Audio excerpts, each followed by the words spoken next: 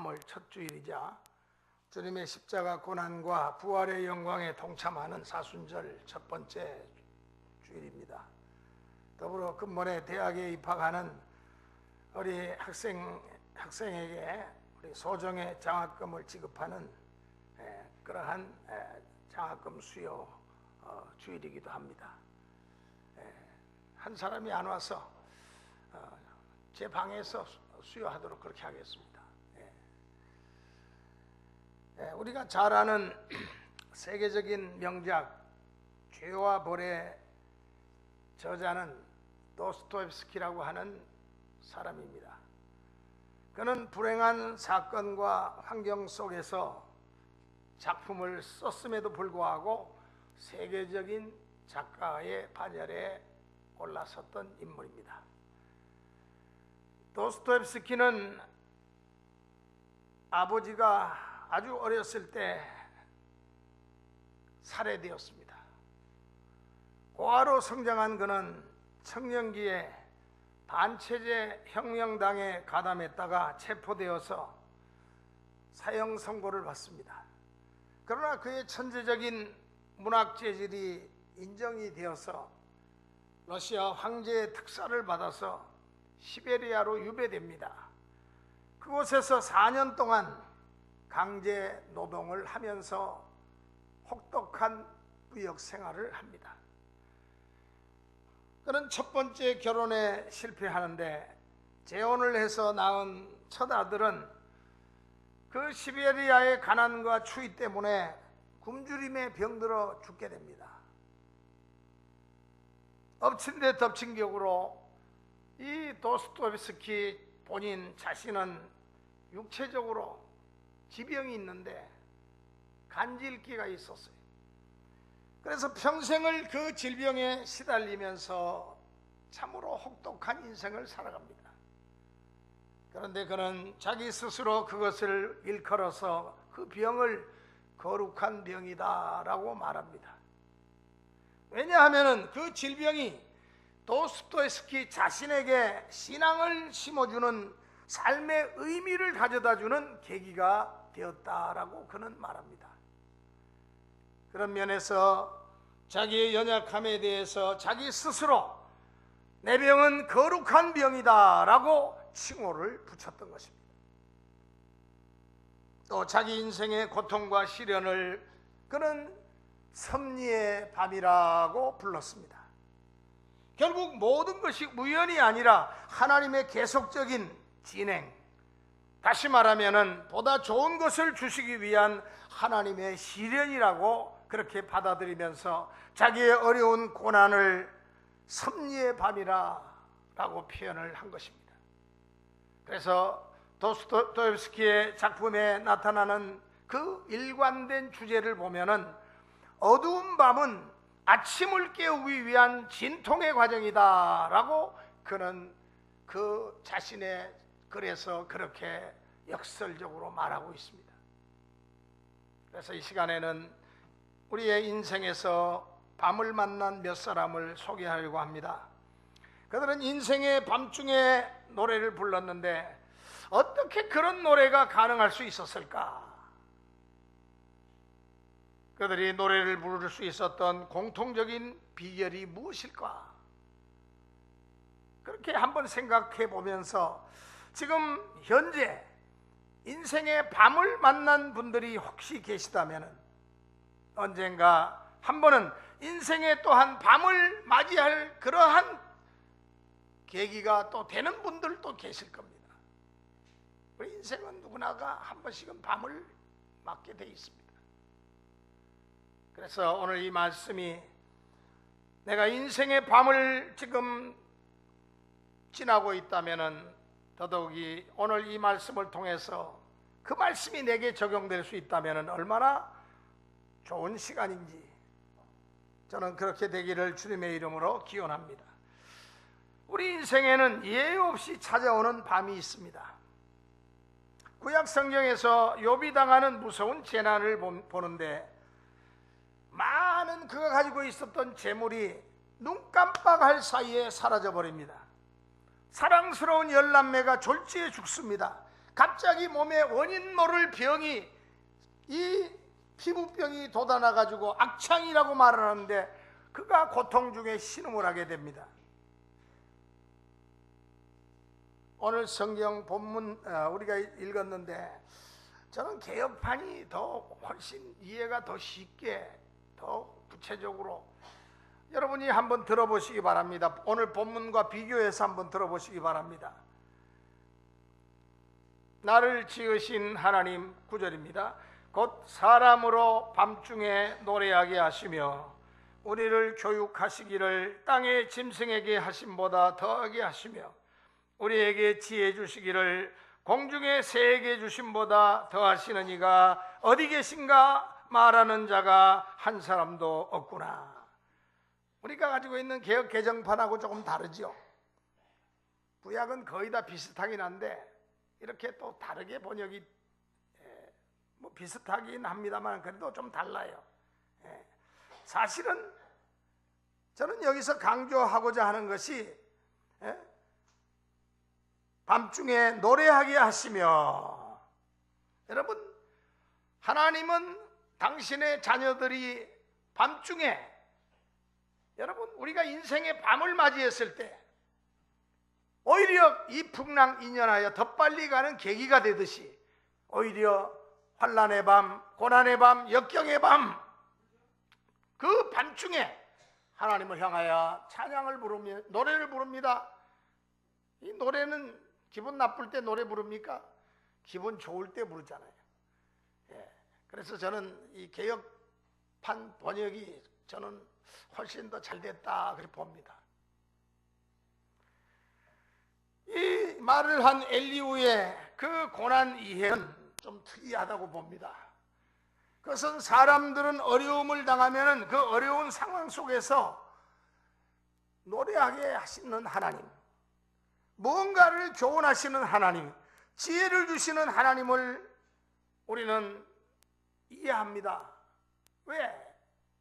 환난과 역경과 우리 삶의 문제를 극복하게 할 수 있는 힘이 우리 주님께로 오기 때문에 주님을 의지하는 사람에게 주님께서는 그 환난도 역경도 고난도 질병도 저주도 다 복이 되게 하시는 분이에요. 그러니까 기쁨으로 하나님을 찬양할 수밖에 없지요.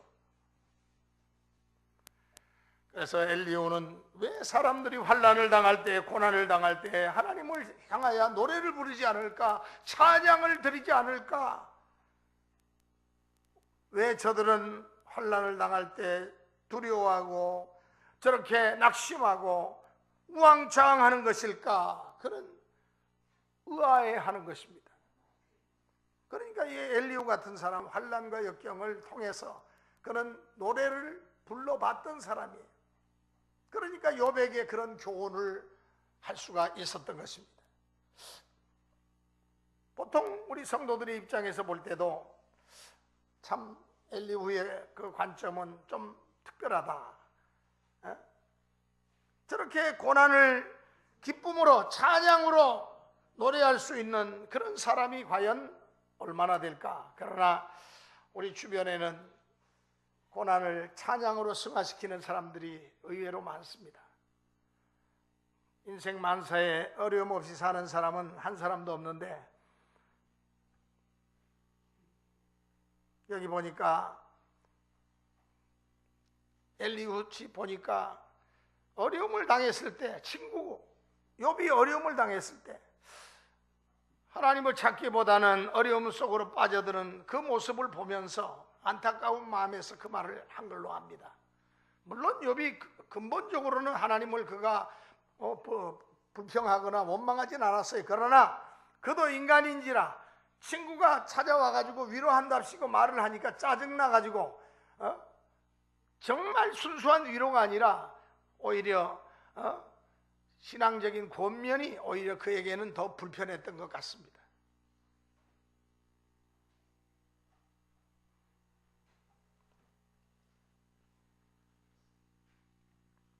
미국 시인 로버트 몽고메리라고 하는 사람의 시 가운데 밤이라고 하는 시가 있습니다. 그는 밤을 이렇게 노래했습니다. 한번 들어보시기 바랍니다. 그냥 평범한 시인데 평범한 듯 하면서도 뭔가 좀 비범함이 엿보이는 그런 내용입니다. 밤에 일을 끝마치고 휴식의 시간이 되면 간절한 마음으로 휴식의 휘장 둘레에 모여서 피로한 사지를 쭉 뻗고 자신의 편안한 침상에 머리를 얹는다. 이 얼마나 감미로운 휴식의 시간인가. 그런 밤을 휴식의 시간이라고 말하고 있습니다. 그리고 계속해서 이렇게 말합니다. 낮에 당한 상처를 고쳐주는 밤은 치유의 시간이라네. 밤은 사람들이 낮에 이런 모양 저런 모양으로 사람과의 관계 속에서, 이 교제 속에서 본의 아니게 마음의 상처를 받고 마음의 우울감과 또 고통 가운데 있는 그들의 상처를 치유해주는 치유의 시간이라, 그렇게 그는 노래하고 있습니다. 그렇습니다. 밤은 우리에게 치유를 가져다 줍니다. 여러분, 우리가 솔로몬을 잘 압니다. 그는 하나님께로부터 지혜를 받아서 나라를 아버지 다윗에 이어서 강력한 나라로 만들었고, 그는 세계의 금은 보화를 가장 많이 보유한 참으로 부자 중에 부자인 그런 인물이 되었습니다. 부귀 영화와 장수 공명을 다 누린 인물입니다. 우리가 볼 때 솔로몬은 과연 인생의 밤이 뭔지 저 사람은 알까? 아마 솔로몬이라는 사람은 인생의 밤을 그는 건너뛰고 살아온 사람같이 여겨질 수 있습니다. 그런 솔로몬도 인생의 말년에 가서는 무서운 밤을 만납니다. 솔로몬은 인생의 밤을 경험한 적이 없었기 때문에 노래를 부르지 못한 채 비참한 삶을 마감하게 되었다는 사실입니다. 그래서 솔로몬은 믿음의 승리자의 리스트에 그 이름이 빠져버린 사람입니다. 인생의 밤중에 노래를 부르지 못하는 사람은 절대로 승리자가 될 수가 없습니다. 거인이 될 수가 없습니다. 이제 우리에게 중요한 과제가 하나 주어집니다. 사람이라면 누구나 예외 없이 우리 인생에서 간헐적으로 인생의 밤을 맞이하게 되는데, 그런 중에서 노래를 부르는 사람이 우리 하나도 빠짐없이 다 되자는 것입니다. 그래야 믿음의 승리자가 된다는 말씀입니다. 하나님은 인생의 밤에 우리에게 꽃을 피울 준비를 시켜주십니다. 만일 고난과 환난이 없다면 인생의 꽃은 절대 피지 못하고 인생의 꽃은 연글지 못한 채 시들고 말 것입니다. 한마디로 자기 교만과 완악한 자기 자랑에 빠져들고 말 것입니다. 그러므로 이 시간 인생의 밤중에 노래를 부르는 사람 몇 사람을 소개해 드리려고 합니다. 그 첫 번째 인물이 누구냐? 바로 하박국이라는 사람입니다. 구약에 하박국서가 있죠. 이 하박국 선지자가 있을 당시의 시대 상황은 조만간에 큰 전쟁이 일어날 것이 예상되고 있었던 때입니다. 그래서 전쟁을 앞에 두고 온 백성이 불안 속에 벌벌벌 떨고 있었습니다. 하박국 3장 16절입니다. 내가 들었으므로 내 창자가 흔들렸고 그 목소리로 인하여 내 입술이 떨렸도다. 무리가 우리를 치러 올라오는 환난 날을 내가 기다림으로 내 뼈에 썩이는 것들이 들어왔으며 내 몸은 내 처소에서 떨리는도다. 뿐만 아니라 하박국 선지자는 무서운 전쟁으로 인해서 경제적인 파탄이 올 것을 또한 예견합니다. 그는 하박국 3장 17절에서 무화과 나무가 무성치 못하며 포도나무에 열매가 없으며 감람나무에 소출이 없으며 밭에 식물이 없으며 우리의 양이 없으며 외양간에 소가 없을지라도 라고 말합니다. 아주 비참한 경제적 파탄을 내다보고 하는 말입니다. 그러나 그는 이런 상황 속에서도 노래를 합니다. 놀랍게도 이 하박국의 노래의 주제는 소망의 하나님입니다. 하박국 3장 18절로 19절에 보니까 나는 여호와를 인하여 즐거워하며 나의 구원의 하나님으로 인하여 기뻐하리로다. 주 여호와는 나의 힘이시라. 나의 발을 사슴과 같게 하사 나로 나의 높은 곳에 다니게 하시리로다 라고 그는 말씀합니다. 이렇게 하박국 선지자는 그 나라가 아주 어두운 밤을 맞고 있을 때 그 가운데서 소망의 노래를 부를 줄을 알았던 사람이었습니다. 밤중에 노래했던 또 한 사람, 시편 30편에 나옵니다. 그는 다름 아닌 다윗이라고 하는 인물입니다. 이 다윗이 건강의 위기에 처해 있습니다. 의사의 진단은 회복 불가능의 사형 선고나 다름이 없었습니다. 이런 상황 속에서 다윗이 노래를 부르기 시작합니다. 그 노래의 주제는 치료의 하나님입니다. 노래 가사는 시편 30편 5절입니다.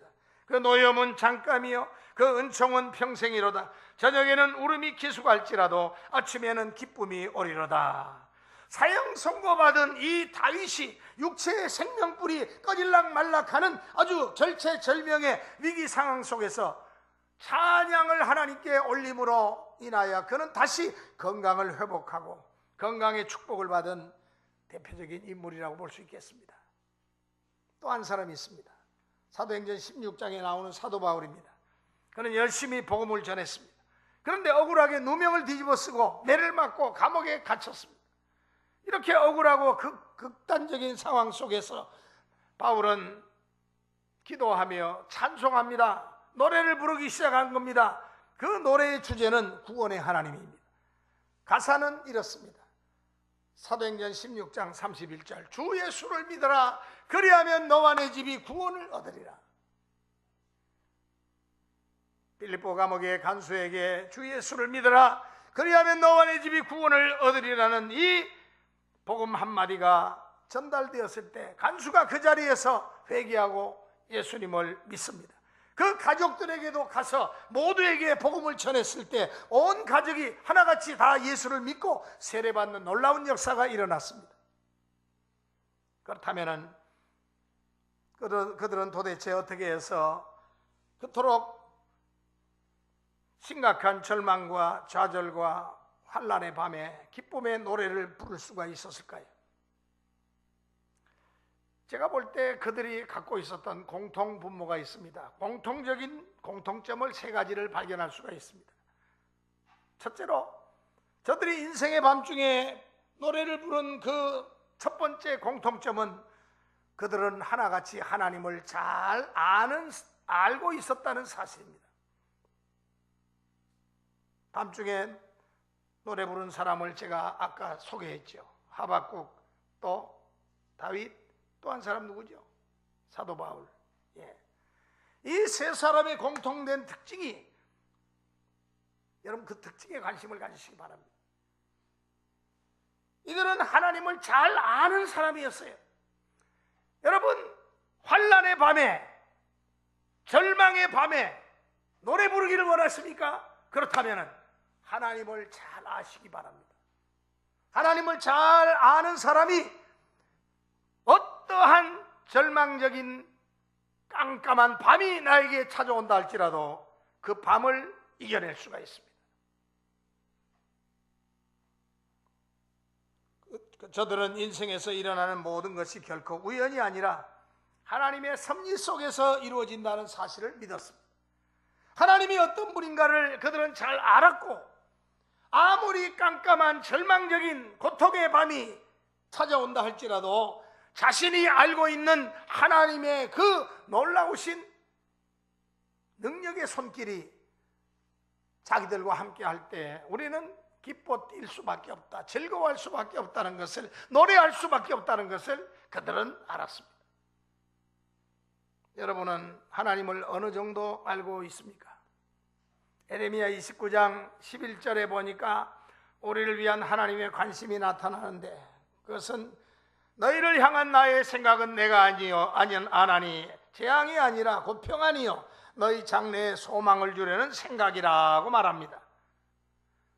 아이고, 혹시 여러분 중에 아이고 난 이 정도면은 돼, 더도 말고 덜도 말고 죽는 날까지 내 신앙 이 상태로만 잘 유지하면 좋겠다, 이렇게 생각하는 분들이 혹시 계십니까? 그건 아니에요. 하나님은 미래지향적인 분입니다.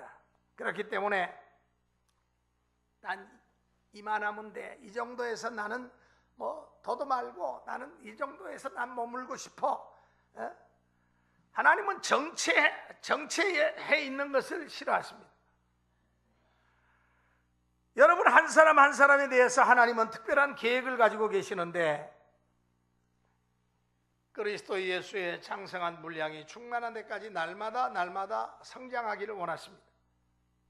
수준 높은 기준을 가지고 하나님은 그 기준과 수준에 도달하도록 부단히 우리의 신앙이 업그레이드 되기를 원하십니다.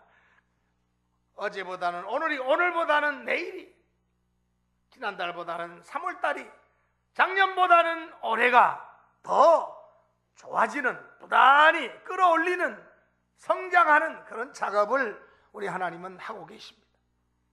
하나님은 우리가 예수 믿고 이제 이만하면 됐다, 이만큼 복 받았으면 됐지, 뭐 더 이상 뭘 더 바래, 아닙니다. 하나님께서는 자족하기를, 우리가 자족한 상태에서 그냥 그대로 머물기를, 정체되기를 기뻐하시지 않습니다. 더 나아가서 우리의 속사람이 예수님을 닮아가기를 원하십니다. 예수의 성품을 닮은 그리스도인으로서 당당하게 하나님이 원하시고 바라시는 그 기대에 맞게 살아가도록 하기 위해서 지금도 하나님은 가만히 계시지 않고 계속해서 점진적인 역사를 이루고 계신다는 말씀입니다. 이런 하나님을 여러분이 아신다면 비록 내가 현재 당하고 있는 것들이 막막하고 답답하고 내 숨통을 쬐어오는 것 같은 그런 어려움 가운데 있는 상황이라 할지라도 그 가운데서 하나님의 섭리의 손길을 보고 기대하는 노래를 부르는 것이 가능하다는 사실입니다. 분명히 가능합니다. 하나님이 함께 하시면. 전쟁으로 경제난이 극심하고 질병으로 사경을 헤매고 아주 억울한 누명을 쓰고 감옥에 갇혀 있다 할지라도 이 모든 것들이 영적으로 어떤 섭리가 있는 우리 하나님의, 나를 향하신 하나님의 훈련용이지 저주가 아니라는 것을 기억하는 그런 믿음과 지혜가 여러분에게 있으시기를 바랍니다. 이 기본 신앙이 딱 잡히기만 하면 얼마든지 우리가 세상 사람들이 이해하지 못하는 노래가 우리 입에서 나오게 되는 것입니다. 하나님을 아는 사람만이 취할 수 있는 아름다운 자세를 우리는 취할 수가 있게 되는 것입니다. 그러나 교회를 열심히 다니고 믿음 생활을 아무리 나름대로 열심히 할지라도 세월은 오래됐는데 내가 신앙의 연륜은 높아졌는데도 하나님을 제대로 모르는 사람들, 이런 사람들은 단편적인 이해 득실에만 연연합니다. 당장 내 생각대로 되어져야만이 하나님에 대해서 내가 오케이를 합니다. 자기가 소원하는 대로 모든 것이 이루어지지 않으면 하나님 유감입니다, 이건 아닌데요, 이렇게 유감이 생기는 것입니다. 하나님께 대해서. 그래서 감사 찬양보다는 불평과 원망을 앞세우고 결국은 실족하고 좌절하고 포기하게 되는 것입니다. 이스라엘 백성들이 하나님의 인도를 받고 하나님의 보호 속에서 광야 생활을 할 때 보면은 그들은 너무 하나님을 모르고 있었어요. 하나님은 이 코스로 해서 이 코스로 가서 앞으로 있을 위험을 예방하는 완벽한 인도를 하나님께서는 하기를 원하시는데, 그런데 저들은 아이고 힘들어요, 너무너무 이거는 아니잖아요, 불평 원망만 합니다. 하나님께서는 우리의 과거와 현재와 미래까지 내다보시면서 우리 인생사를 주장하시는 하나님이기 때문에 그 광야를 통과해야만이 하나님의 쓰심에 합당한 하나님의 백성이 될 수가 있는데, 하나님의 뜻이 있어서 그 길을 걸어가시는 건데, 가도록 하시는 건데, 그런데 하나님의 인도가 자기 생각과 다르다는 것입니다. 자기가 가지고 있는 상식하고 다르기 때문에 하나님에 대해서 왜 이렇게 하느냐, 너무 심하지 않느냐, 이렇게 하나님 앞에 시비를 걸기도 합니다.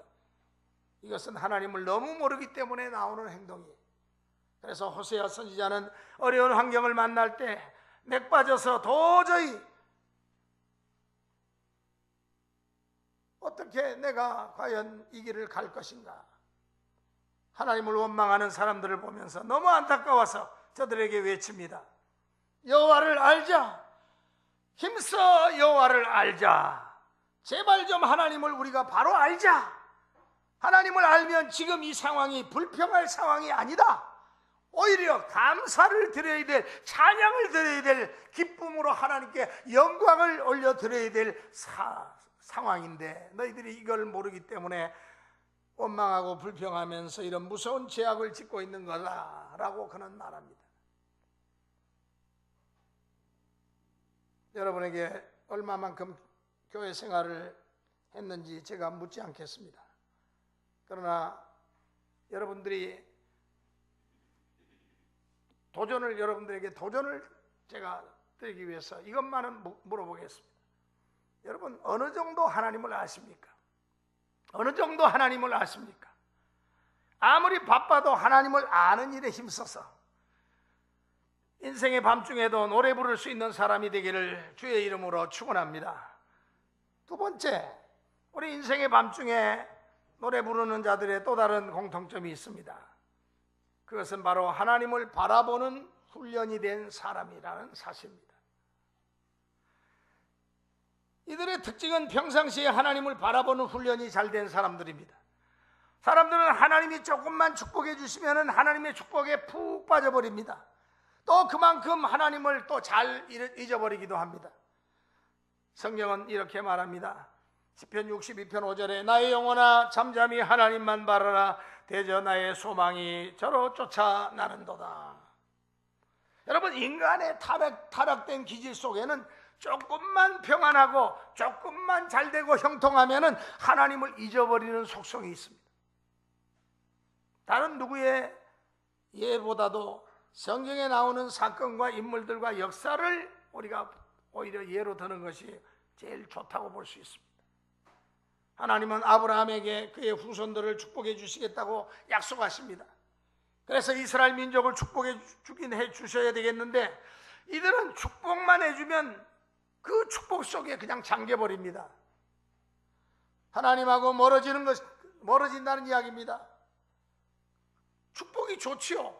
누구에게나 축복을 해주시면 좋지요. 그런데 이 축복에 폭 잠겨버리고 나면은 그때부터는 문제가 일어납니다.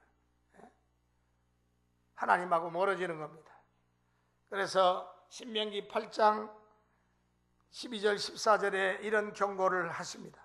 내가 먹어서 배부르고 아름다운 집을 짓고 그곳에 거하게 되며 또 내 무양이 번성하며 내 은금이 중식되며 내 소유가 다 풍부하게 될 때에 두렵건대 내 마음이 교만하여 내 하나님 여호와를 잊어버릴까 하노라.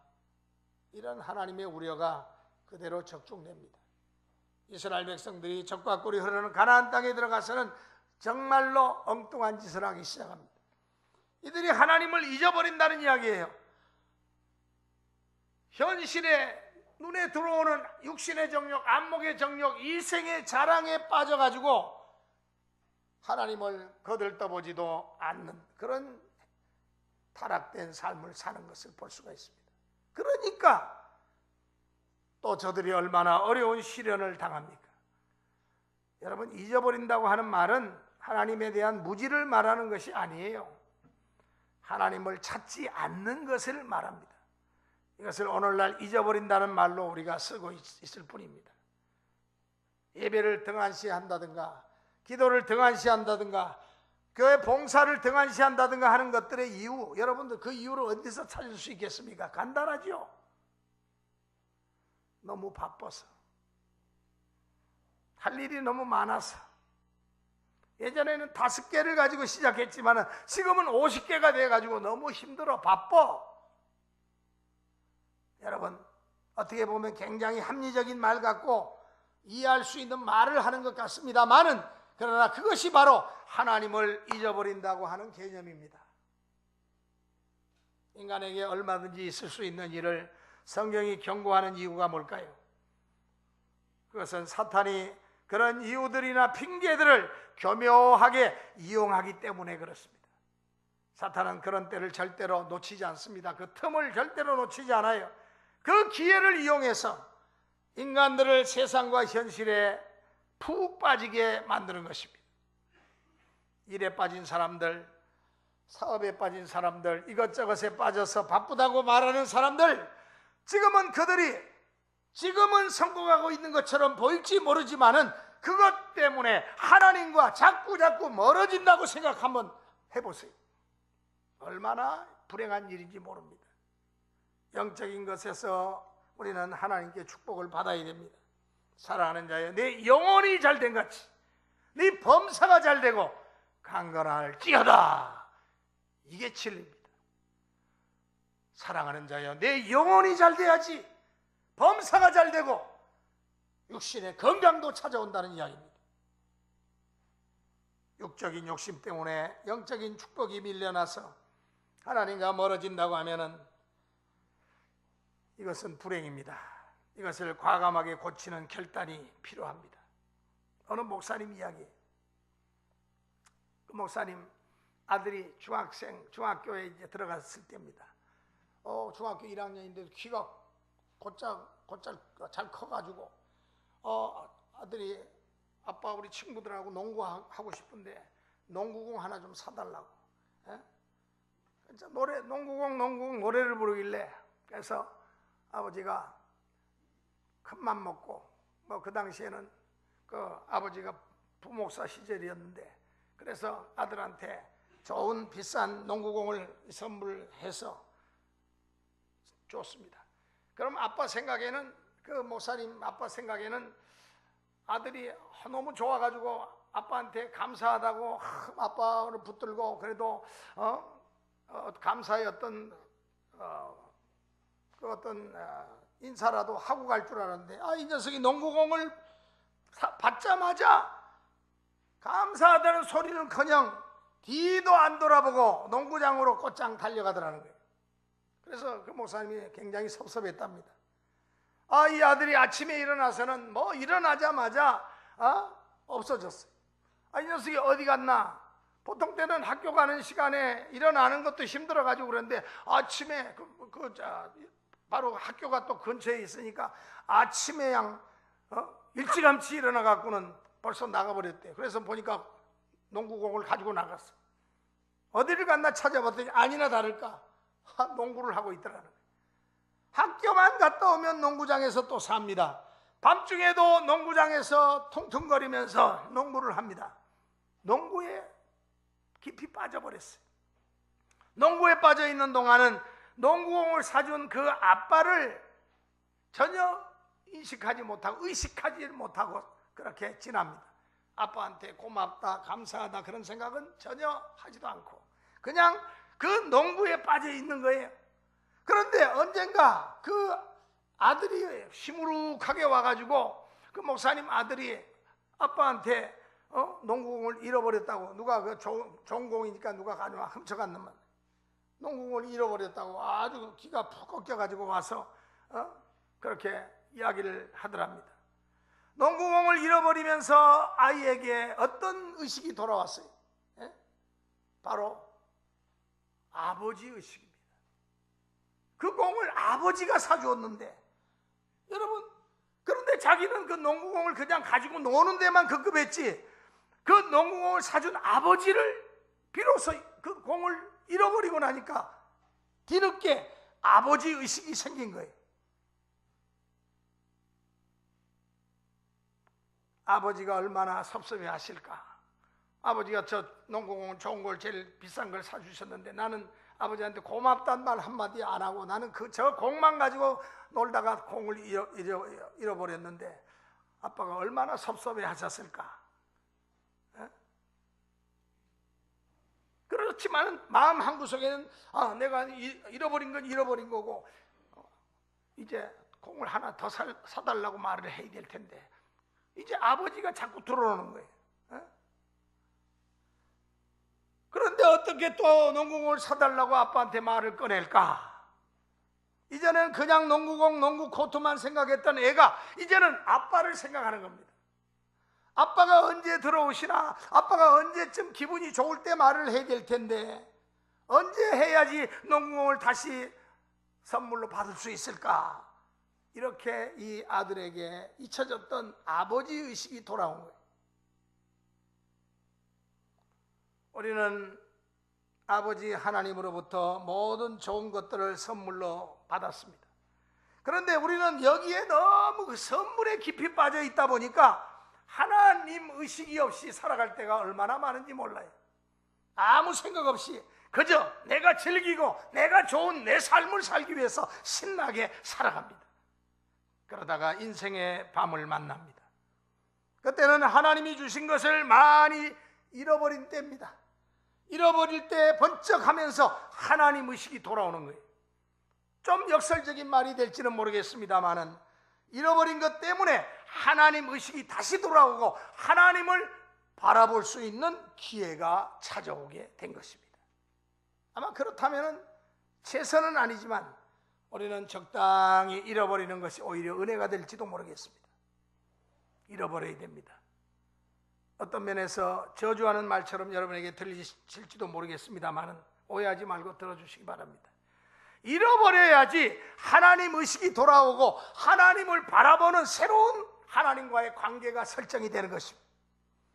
고난당하기 전에는 내가 그릇 행하였는데 이제는 정신 좀 차리게 됐습니다. 고난당한 것이 내게 유익이 됐습니다. 이것 때문에 내가 주의 말씀을 깨닫게 되었습니다. 우리 선진들이 이런 고백을 했어요. 세상 일에 너무 빠지지 마시기 바랍니다. 빠진다고 해서 잘 될 것 같지요? 결과가 항상 잘 될 수는 없습니다. 세상적인 성공이 영적인 실패를 전제한다면 단호하게 사양할 줄도 알아야 됩니다. 그런 사람은 인생의 밤을 만날 때 절대로 노래 부를 수가 없습니다. 세상에 빠지지 않고 언제나 하나님을 바라보는 신앙, 그런 신앙을 가지고 있어야지 우리 인생의 밤을 만나도 기쁨으로 노래를 부를 수가 있게 된다는 사실입니다. 그래서 우리 새서울교회 우리 주의재단에 출입하는 성도님들은 어떠한 인생의 밤을 만나도 빌립보 감옥에 갇혔던 바울과 실라와 같이 기쁨으로 하나님을 찬양할 수 있는 그러한 믿음의 성도들이 되시기를 주님의 이름으로 축원합니다. 마지막입니다. 인생의 밤중에 노래 부른 자들의 세 번째 공통점입니다. 뭘까요? 한번 따라 하시겠습니다. 찬양의 위력을 아는 자입니다. 찬양의 위력을 아는 자. 밤중에 노래하는 자들은 찬양의 위력을 잘 아는 사람들이에요. 에베소 1장에 보면 하나님이 우리를 죄 가운데서 구원하신 그 이유에 대한 말씀이 나옵니다. 하나님의 영광을 찬양하기 위해서라고 말합니다. 여러분, 기독교를 왜 기쁨의 종교라고 말합니까? 우리가 예수 믿고 나서 마음의 평안이 찾아오고 또 주님 때문에 내가 구원받았기 때문에 그 주님의 구원을 우리가 확신할 때, 나를 위해서 십자가에서 흘리신 보혈의 공로를 확신할 때 우리 마음속에서 변화가 찾아옵니다. 믿음의 역사가 일어납니다. 하나님과 함께하는 삶, 하나님의 은혜로 하루하루 살아가는 그 삶이야말로 얼마나 복되고 아름다운 삶인가 생각해보면 얼마나 감사하고 기쁜 일입니까? 무엇보다도 사람의 힘으로 할 수 없는 죄로부터 우리는 용서받았다는 사실입니다. 우리는 다 영원한 절망, 저주로부터 우리는 용서받았어요. 그리스도 예수 안에 있는 자에게는 결코 정죄함이 없나니 이는 그리스도 예수 안에 있는 생명의 성령의 법이 우리를 죄와 사망의 법에서 구원해 주셨다는 말이에요. 영생을 선물로 받았습니다. 내일과 죽음 저편에 대한 소망이 생겼습니다. 이전에 없었던 하나님의 신실한 약속을 가지고 살아가게 되었습니다. 그렇기 때문에 우리는 든든합니다. 예수 믿고 나서 우리는 너무나도 많은 축복을 받았습니다. 그래서 기쁜 겁니다. 성경에서는 이 받은 은혜를 가지고 늘 기뻐하라고 말합니다. 항상 기뻐하라. 항상 기뻐하라. 여러분, 기쁨과 동질적인 단어가 찬양입니다. 기쁜 자에게 굳이 찬양하라고 말할 필요가 없습니다. 기쁜 자는 당연히 찬양하게 돼 있어요. 시간을 정해놓고 내가 뭐 30분 1시간 기도를 여러분이 만약에 못 하신다면 찬양을 30분 1시간 하세요. 그게 바로 기도입니다. 출애굽 때 한 사람도 상처당하지 않고 기적적으로 홍해바다를 건넜습니다. 애굽에서 추적해 오던 그 애국 군대들이 모두 다 물속에 빠져 수장당합니다. 그 통쾌한 모습을 보고 하나님의 특별한 보호와 하나님의 은혜에 대해서 사람이 무엇을 행한 일이 뭡니까? 누군가가 시작했을 거예요. 누가 시작해서 시작된 것은 아닙니다.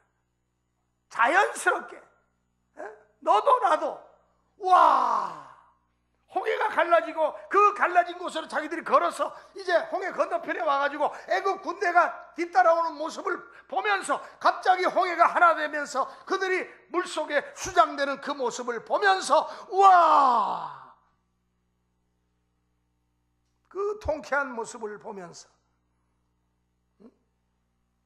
저들은 너도 나도 함성을 부르면서 찬양을 하게 된 겁니다. 누가 시켜서 한 게 아니에요. 여러분 기쁘십니까? 예수 믿고 구원받은 사실에 대해서 기쁘십니까? 그러면 찬양하세요.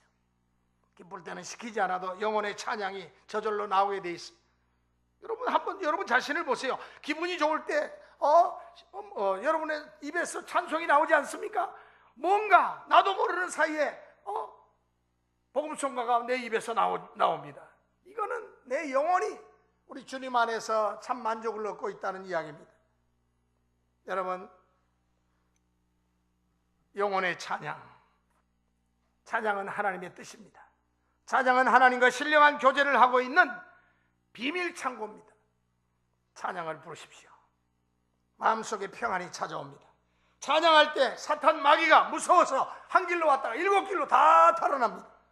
하나님의 능력이 그곳에 임합니다. 환경이 변합니다. 기적을 체험합니다.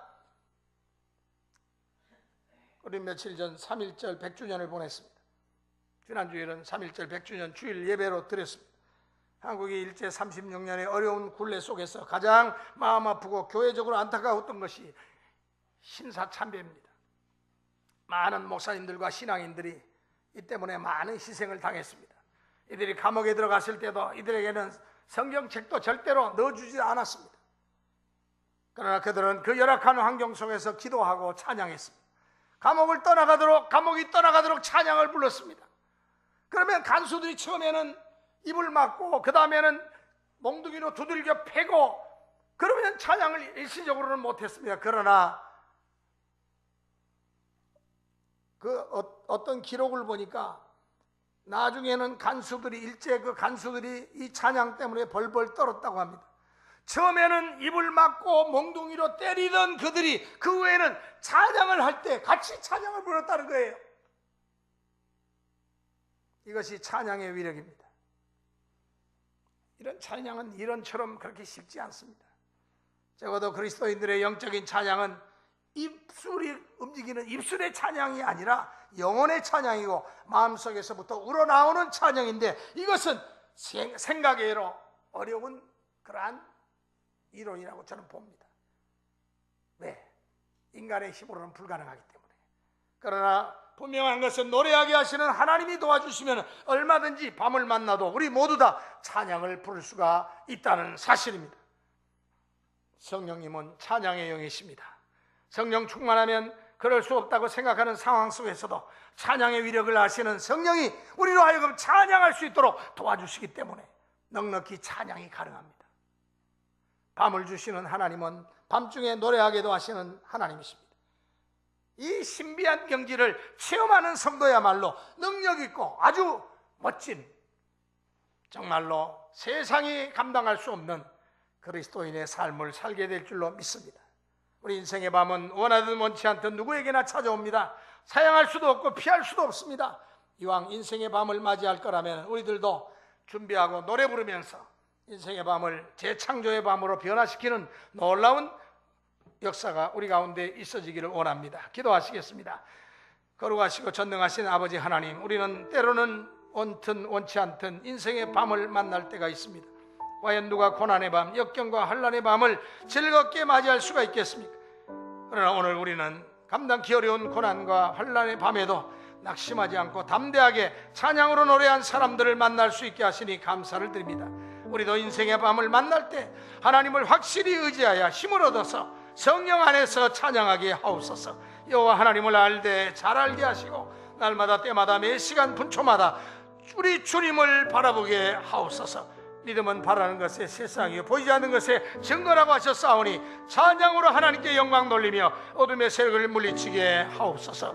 우리 주 예수 그리스도의 이름으로 기도드리옵나이다. 아멘. 우리 모두 자리에서